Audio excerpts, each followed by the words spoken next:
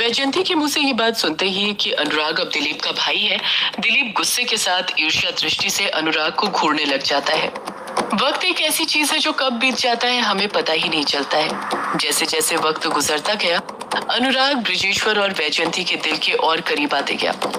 एक तरफ ब्रिजेश्वर और वैजयंती के दिल में अनुराग के प्रति प्यार बढ़ रहा था, तो दूसरी तरफ उतनी ही ईर्ष्या घृणा दिलीप के मन में बढ़ती जा रही थी। वैजयंती प्यार तो दोनों भाइयों को बराबर करती थी, पर दिलीप माँ के प्यार को किसी के साथ बांटना नहीं चाहता था, और उसे ना चाहते हुए भी वो प्यार अनुराग के साथ बांटना पड़ रहा था। अनुराग ने बचपन में सिर्फ ब्रिजेश्वर और वैजयंती के दिल में ही नहीं, बल्कि धीरे धीरे बल्लू के दिल में भी अपनी जगह बनानी शुरू कर दी थी। वो उसके भी मन को भाने लग गया था। अनुराग की आंखें थी ही इतनी प्यारी कि उसे देखकर हर कोई उसकी तरफ मोहित हो जाए, पर फिर भी बल्लू अनुराग से कुछ डरा डरा सा रहता था। उसे कभी छूता था, दूर से देखकर खुश होता था। ब्रिजेश्वर और वैजयंती ने तो अनुराग को कभी इस बात का एहसास नहीं होने दिया था कि वो उनका सगा बेटा नहीं था, पर दिलीप अनुराग को हमेशा इस बात का एहसास दिलाते रहता था कि अनुराग और उसका खून का रिश्ता नहीं था। उसे किसी न किसी बात पर ताने देता रहता था, कोई ना कोई तरीका ढूंढते रहता या फिर कोई साजिश रचते रहता जिसमें अनुराग फंस जाए और वो वैजयंती और ब्रिजेश्वर की नजरों से गिर जाए। आज भी दिलीप अनुराग को एक साजिश में ही फंसाने काला झाड़ी जंगल खेलने के बहाने लेकर आया था। अनुराग 7 साल का हो गया था और दिलीप 14 साल का। दोनों ही काला झाड़ी जंगल के अंदर लुका छिपी खेल रहे थे। खेलते खेलते दिलीप अनुराग को काला झाड़ी जंगल के कुछ ज्यादा ही अंदर ले आया था, और अनुराग खेलने में इतना मगन हो गया था कि उसे इस बात का पता ही नहीं चला था। वो दोनों ऐसी जगह पर थे जहाँ पर उन्हें नहीं होना चाहिए था। शाम हो गई थी और कुछ ही देर में रात होने वाली थी। शाम होती देख अनुराग समझ जाता है कि घर जाने का वक्त हो गया है। अनुराग कुछ घबराते हुए कहता है, दिलीप भैया, अंधेरा होने लग गया है, हमें घर जाना चाहिए वरना पिताजी डांटेंगे। दिलीप अकड़ते हुए कहता है, ऐसे कैसे घर चले जाएं? अभी तेरा दाम देना बचा है, बिना दाम लिए मैं तुझे घर नहीं जाने दूंगा। तू घर जाने की सोचना भी मत। अनुराग हिचकिचाते हुए डर के साथ कहता है, मैं दाम कल दे दूंगा दिलीप भैया, पर प्लीज अभी घर चलिए वरना पिताजी डांटेंगे। दिलीप फिर वही बात दोहराता है, नहीं, तुझे आज दाम देना ही पड़ेगा। मैं तुझे अच्छे से जानता हूँ, जब भी तेरी दाम देने की बारी आती है तुझे घर की याद आने लग जाती है, पर आज मैं तुझे दाम दिए बिना नहीं जाने दूंगा। दाम तो तुझे देना पड़ेगा आज, अभी इसी वक्त, समझा तू? वरना मुझसे बुरा कोई नहीं होगा। अनुराग फिर एक बार दिलीप को समझाने की कोशिश करते हुए कहता है, पर दिलीप भैया, मैं कल पक्का आपको दाम दे दूंगा। अभी आप एक बार वक्त भी तो देखिए क्या हुआ है, अंधेरा होने लग गया है। याद है ना, माँ ने कहा था कि अंधेरा होने से पहले घर आ जाना। और पिताजी, उन्हें तो पता ही नहीं है कि हम खेलने के लिए काला झाड़ी जंगल आए हैं। अचानक से अनुराग कुछ डरते हुए आगे की बात ऐसे कहता है जैसे कोई राज की बात बता रहा हो। आप जानते हैं ना, पिताजी ने हमें काला झाड़ी जंगल और घाट के पास खेलने से मना किया था। कहा था ये जगह बुरी है, यहाँ पर कोई बुरी चीज रहती है, इन जगहों पर मत जाना, कोठी के आसपास ही खेलना। और देखिए, हम खेलते खेलते यहाँ तक आ गए हैं, बुरी जगह जहाँ पर बुरी चीजें रहती हैं। दिलीप अनुराग को अपनी गुस्से से भरी आंखें दिखाते हुए कहता है, बुरी चीजें? कैसी बुरी चीजें? कोई बुरी चीजें नहीं होती, समझा? तू ना बड़ा डरपोक लड़का है। ये बता, तू लड़का भी है या नहीं? क्योंकि लड़के डरते नहीं हैं और तू ना बड़ा डरता है, डरपोक। अनुराग हड़बड़ाहट के साथ कहता है, आपको मुझे जो बोलना है बोलिए दिलीप भैया, पर प्लीज चलिए यहाँ से, वरना पिताजी को इस बात का पता चला तो पिताजी डांटेंगे।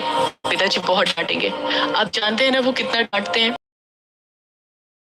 फिर से रूप जमाते हुए कहता है, चुप कर पापा के चमचे, ये क्या तूने पिताजी डांटेंगे डांटेंगे लगा कर रखा हुआ है? पिताजी को मैं देख लूंगा, मैं उनसे नहीं डरता। तुझे पिताजी तो बाद में डांटेंगे। अगर तूने मुझे दाम नहीं दिया तो पहले मैं तुझे यहाँ पर सुतूंगा, मार मार के तेरी कनपट्टी लाल कर दूंगा, और फिर उसके बाद तेरे साथ नहीं खेलूंगा, समझा तू? दिलीप की बात सुनकर अनुराग का चेहरा उतर जाता है, वो मायूस हो जाता है। जब अनुराग कुछ नहीं कहता है तो दिलीप अपनी भौहें ऊपर करते हुए कहता है, बोल, अब तुझे दाम देना है या नहीं देना है? अनुराग मायूस लहजे में न चाहते हुए भी हाँ कहते हुए कहता है, देता हूँ भैया, पर हाँ, ये आखिरी बार है। अगर मैंने आपको ढूंढ लिया तो फिर उसके बाद सीधे घर जाएंगे माँ के पास। दिलीप मन ही मन अनुराग को शातिर नजरों के साथ देखते हुए मन में सोचता है, तू मुझे ढूंढ कर तो दिखा, आज ऐसी जगह छुपूंगा ना कि मुझे ढूंढते ढूंढते तो खुद हो जाएगा। अनुराग फिर हिचकिचाते हुए कहता है, बोलिए ना भैया, इसके बाद घर चलेंगे ना हम? दिलीप मुंह बनाते हुए जवाब ना देने के अंदाज में कहता है, हाँ हाँ चल देंगे, पहले तू दाम तो दे, मुझे ढूंढ कर तो दिखा। अनुराग न चाहते हुए भी अपने से 10 कदम की दूरी पर जाकर जो बड़ा सा पेड़ था उसके पीछे जाता है और 1 से लेकर 10 तक बेमन से गिनती गिनने लग जाता है। उतनी देर में दिलीप और ज्यादा काला झाड़ी जंगल के अंदर जाकर छुपने लग जाता है।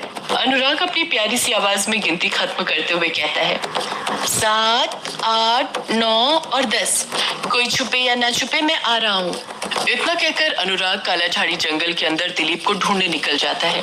अनुराग दिलीप को अपने आसपास ढूंढते हुए कहता है, दिलीप भैया मैं ढूंढ लूंगा आपको।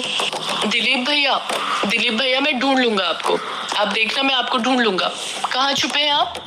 यही सब बड़बड़ाते हुए अनुराग दिलीप को ढूंढते रहता है।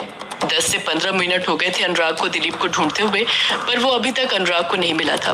नॉर्मली दिलीप और अनुराग आसपास के पेड़ के पीछे ही छुपते थे, पर अनुराग ने उन सारे पेड़ों के पीछे देख लिया था जहां पर दिलीप छुप सकता था, पर दिलीप अनुराग को कहीं नहीं मिला। अब अनुराग की घबराहट बढ़ने लग गई थी, क्योंकि जैसे जैसे वक्त बीतते जा रहा था अंधेरा बढ़ने लग गया था और अंधेरे को देखकर अनुराग का डर भी बढ़ने लग गया था। अनुराग अपने आसपास फैले अंधेरे को देखकर डरते हुए कहता है, दिलीप भैया कहाँ छुपे हैं आप, बाहर आ जाइए, देखिए अंधेरा हो गया है, मुझे डर लग रहा है, आप जीत गए, मैं हार गया भैया, मैं हार मानता हूँ, प्लीज बाहर आ जाइए। दिलीप का कुछ जवाब नहीं आता है। दिलीप अनुराग से करीब 20 कदम दूरी पर एक पेड़ के पीछे छुपा हुआ था और वहीं से अनुराग को डरते हुए देख रहा था। अनुराग को डरते हुए देख उसे बहुत अच्छा लग रहा था। दिलीप अनुराग को डरते हुए देखकर खुद से बड़बड़ाते हुए कहता है, ढूंढने दो इस सौतेले को यहीं पर, ढूंढते ढूंढते आज ये कहीं काला झाड़ी जंगल में गुम हो जाएगा, बुरी चीजें इसे खा ही जाए तो ही अच्छा है, मैं तो जा रहा हूँ अपने माँ बाप के पास। इतना कहकर दिलीप काला झाड़ी जंगल से बाहर निकलते हुए ग्रेवयार्ड कोठी की तरफ जाने लग जाता है। अनुराग अपने आसपास हमेशा की तरह आसपास ही छुपा होगा, इसलिए अनुराग बार बार अपने आसपास ही दिलीप को ढूंढ रहा था। जब बार बार ढूंढने पर भी दिलीप अनुराग को नहीं मिलता है तो वो काला झाड़ी जंगल के अंदर जाकर उसे ढूंढने लग जाता है। अंधेरा हद से ज्यादा बढ़ गया था और उसी के साथ साथ अनुराग के अंदर का डर भी। दिलीप को ढूंढते ढूंढते उसके पैर दर्द देने लग गए थे, पर उसे वो नहीं मिला था। देखते ही देखते अनुराग काला झाड़ी जंगल के अंदर भटक जाता है, काला झाड़ी जंगल के अंदर खो जाता है। वो भूल जाता है कि वो किस तरफ से आया था और उसे किस साइड जाना था। अनुराग रोते हुए दिलीप को पुकारते हुए कहता है, भैया कहाँ हैं आप, बाहर आइए भैया, मुझे डर लग रहा है, आप जीत गए, मैं हार गया, प्लीज भैया बाहर आ जाइए। यही सब बड़बड़ाते हुए अनुराग डरते हुए धीरे धीरे अपने कदम आगे बढ़ा रहा था। वो इतना थक गया था कि उसके पैरों में जान नहीं थी, फिर भी वो चलते जा रहा था, धीरे धीरे अपने कदम बढ़ाए जा रहा था।